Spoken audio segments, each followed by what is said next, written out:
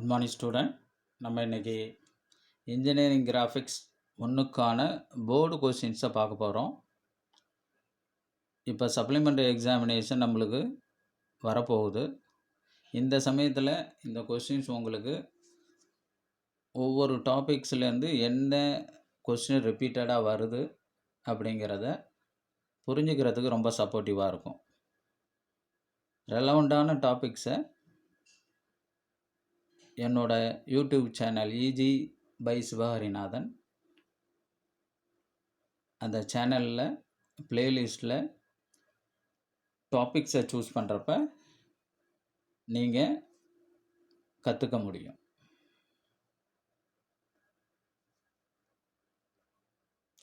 இந்த லெக்சர்ஸ் எல்லாமே board கொஸ்டின்ஸை depend பண்ணி தான் ஒர்க் பண்ணது.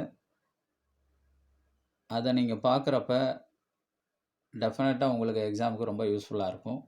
எக்ஸாமில் நீங்கள் படிக்கிறப்ப ப்ரியராக ஒரு 2லேருந்து 3 நாளைக்கு முன்னாடி உட்காந்து படிக்கிறப்ப ரொம்ப யூஸ்ஃபுல்லாக இருக்கும்.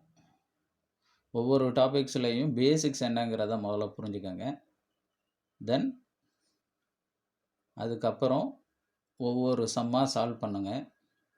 ஒவ்வொரு லெக்சராக பாருங்கள். பார்த்த சம்மை ஒர்க் பண்ணி பாருங்கள். ஒர்க் பண்ணுறப்ப 2H பென்சிலை யூஸ் பண்ணி ட்ரா பண்ணுங்கள். தென் ஃபைனல் ஷேப் வந்ததுக்கப்புறம் HB பென்சிலை யூஸ் பண்ணி எது தேவையோ அதை டார்க் பண்ணுங்கள். தென் டைமென்ஷன் பண்ணுங்கள். அப்போ நம்மளுக்கு தேவையான சம்மு கம்ப்ளீட் ஆகும். அன்வான்ட் லைன்ஸ் எதுவும் இருந்ததுன்னா அதை எரேஸ் பண்ணுங்கள். இது மாதிரி ஒவ்வொரு டாபிக்லேயும் ஒவ்வொரு சம்மையும் சால்வ் பண்ணுறப்ப டெஃபினட்டாக நம்ம அரியர் எக்ஸாமில் பாஸ் பண்ணிட முடியும். தேவையான கொஸ்டின்ஸினுடைய டாபிக்ஸை நீங்கள் என்னோடய யூடியூப் சேனலான இஜி பை சிவஹரிநாதன் யூடியூப் சேனலில் ப்ளேலிஸ்ட்டில் டாபிக்ஸை சூஸ் பண்ணுறது மூலமாக அந்த பர்டிகுலர் டாப்பிக்கை நீங்கள் கற்றுக்க முடியும். கற்றுக்கிட்ட சம்மை நான் சொன்னாப்பில் ஒர்க் பண்ணி பார்க்குறப்ப டெஃபினட்டாக உங்களுக்கு இந்த எக்ஸாமில் பாஸ் பண்ண முடியும்.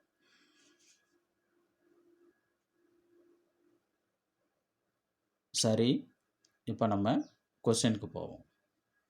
இப்போ நீங்கள் பார்க்குறது நவம்பர் 2022க்கான போர்டு கொஸ்டின்.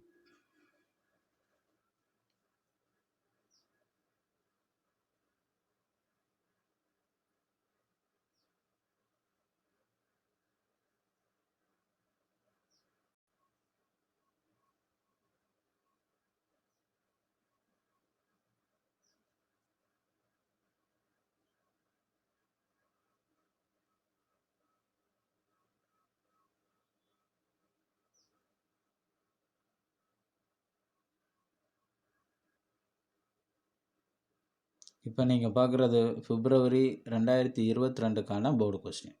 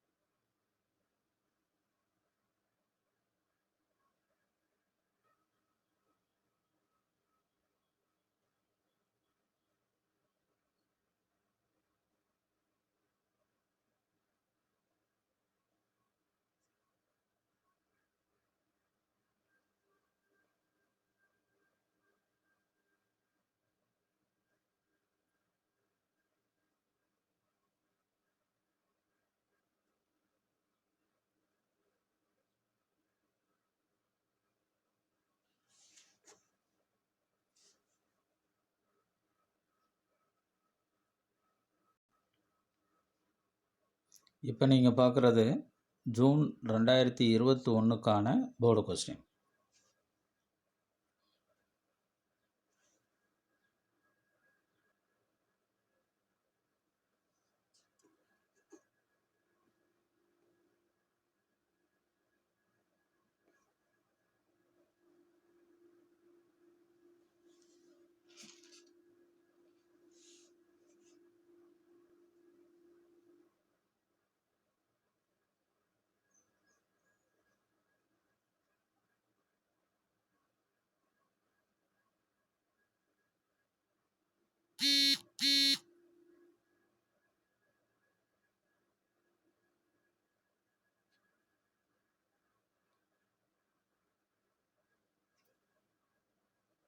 இந்த கொஸ்டின்ஸை நீங்கள் பார்க்குறப்ப ஒவ்வொரு டாப்பிக்லையும் என்ன கொஸ்டின்ஸ் வருது, என்ன கொஸ்டின் ரிப்பீட் ஆகுதுங்கிறத உங்களால் புரிஞ்சிருக்க முடியும்.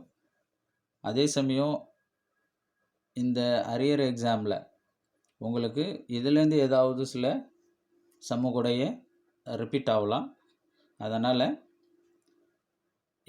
எந்த டாபிக் உங்களால் சால்வ் பண்ண முடியும் அப்படிங்கிறத நீங்கள் முதல்ல புரிஞ்சுக்கங்க.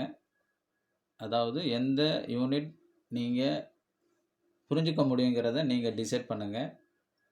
அதே மாதிரி எந்த யூனிட்டில் அதிகமான கொஸ்டின்ஸ் ரிப்பீட் ஆகுதுங்கிறதையும் பார்த்துக்கோங்க. அந்த டாபிக்ஸை நீங்கள் நான் சொன்னாப்புல என்னோடய யூடியூப் சேனலில் போய் கற்றுக்கிட்டு அதை ப்ராக்டிஸ் செய்கிறப்ப டெஃபினட்டாக அந்த யூனிட்டை உங்களால் கற்றுக்க முடியும். ப்ளஸ் எக்ஸாமையும் நல்லா எழுதி உங்களால் பாஸ் பண்ண முடியும்.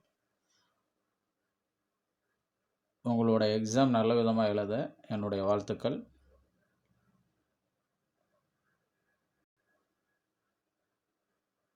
தேங்க்யூ.